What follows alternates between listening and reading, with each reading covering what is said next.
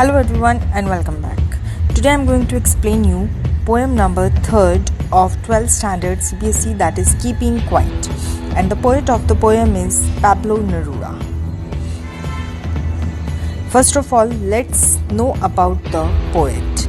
Poet Pablo Neruda has received the Nobel Prizes for Literature in 1971, and in this poem the poet talks about the importance of keeping quiet. And what's the purpose of keeping quiet? The purpose of keeping quiet is self introspection, कि जब आप शांत रहते हैं तो आप कितने अच्छे से अपने आप को एग्जामिन कर सकते हैं.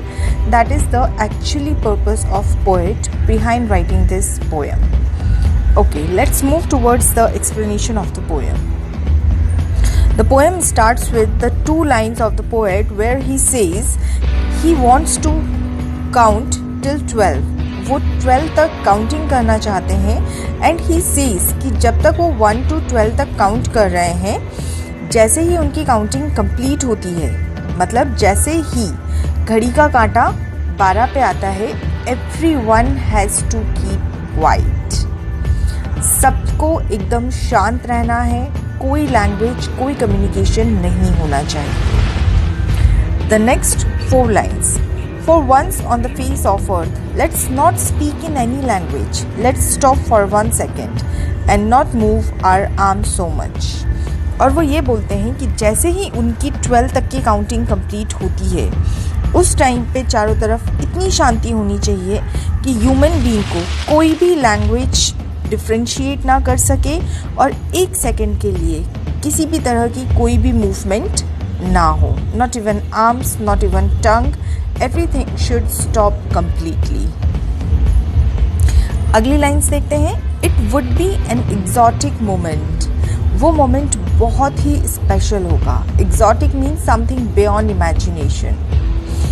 Without rush, without engines. क्योंकि उस टाइम पे कहीं कोई भागदौड़ नहीं होगी, कोई इंजन का साउंड नहीं होगा, किसी तरह का कोई शोर नहीं होगा. And we would all be together in a sudden strangeness. और हम जब एकदम शांत रहेंगे तो हम एक अलग तरह से सब एक जगह यूनाइटेड रहेंगे. मतलब अगर हम दूर दूर भी हैं तो भी हम एक कामनेस में, एक स्ट्रेंजनेस में सब साथ में होंगे. That will show a unity. The next line says fisherman in the cold sea would not harm whales. और वो मोमेंट ऐसा होगा कि जो फिशरमैन है वो मछलियों को टारगेट नहीं कर रहे होंगे, वो किसी भी मछली को या किसी को भी कोई नुकसान नहीं पहुंचा रहे होंगे. And the man gathering salt would look at his hurt hands.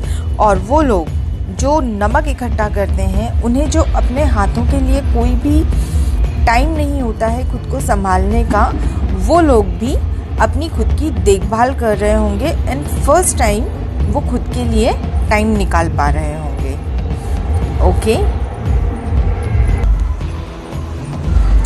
Now the second stanza.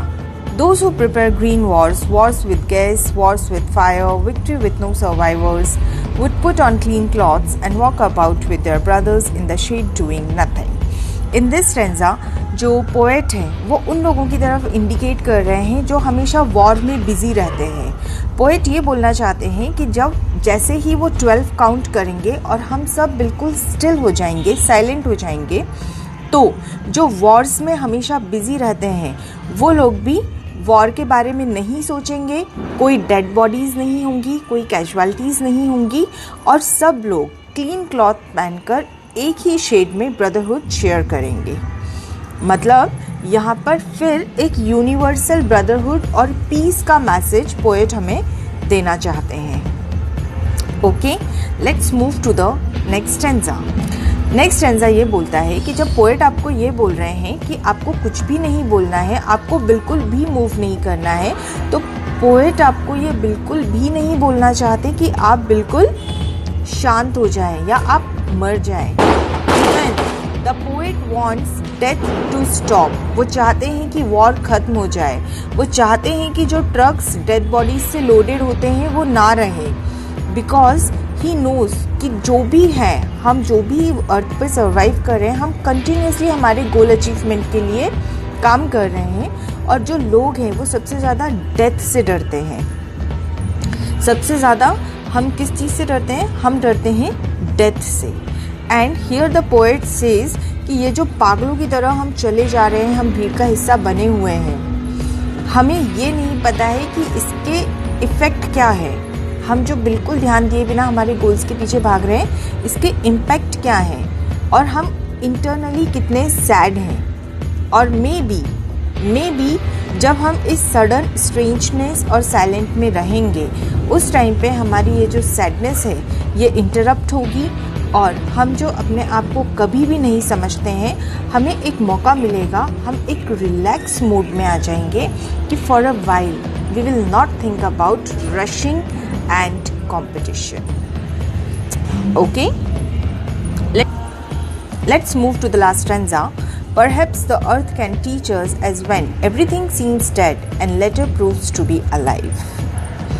और उसके बाद जब हम सब लोग कुछ समय के लिए बिल्कुल शांत रहेंगे, तो उस टाइम पे हमें समझ में आएगा कि हमारे जो जीवन है उसका एग्जैक्ट पर्पस क्या है। जैसे कि हर चीज़ का एक रीबर्थ होता है, हर सीज़न में एक बदलाव आता है, वैसे ही अगर हम कुछ समय के लिए बिल्कुल शांत होंगे तो वो हमारे लिए एक रीबर्थ की तरह होगा।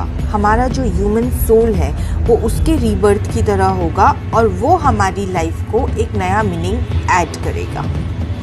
एंड इन लास्ट 2 लाइन्स वो फिर से हमें याद दिलाते हैं कि अब मैं 12 तक काउंट करूँगा, और उसके बाद में everyone has to remain quiet and he will leave the place. Okay, I hope the explanation is clear to you all. Now, the literary devices used in the poem. First is anaphora. Anaphora, आपने देखा होगा 2 line continuously late से शुरू हो रही है। तो इस तरह का कोई भी अकरेंस जब पोएम में होता है तो literary device used is termed as anaphora. Second is alliteration. Alliteration में आप देख सकते हैं कुछ फ्रेजेस यूज हुए हैं जहाँ कॉन्सोनेंट साउंड रिपीट हो रहा है, जैसे वी वुड, डब्ल्यू का साउंड रिपीट हो रहा है, सडन स्ट्रेंजनेस, एस का साउंड रिपीट हो रहा है, हिज हर्ट हैंड्स, एच का साउंड रिपीट हो रहा है। Okay, next literary device is repetition. Repetition में आप देख सकते हैं कि एक स्टैंजा में पोएट ने बहुत बार वॉर वर्ड का यूज किया है, and this type of occurrence is repetition. And the last one is enjambment. Enjambment होता है कि जब कोई भी सेंटेंस विदाउट पॉज के कंटिन्यूएशन में चल रहा है, like you can see the line, and for once could perhaps a huge silence of threatening ourselves with death. So this type of occurrence is termed as enjambment. So these are the literary devices. अब आप इसके according जो भी आपके objectives और extract आपके exam में आएंगे, you will be able to answer your multiple choice questions very easily. Okay, so it was about the poem Keeping Quiet. Next I will be coming up with the poem A Thing of Beauty. And do not forget to like, share and subscribe. Escape the ordinary. Keep watching. Take good care of yourself. Bye bye.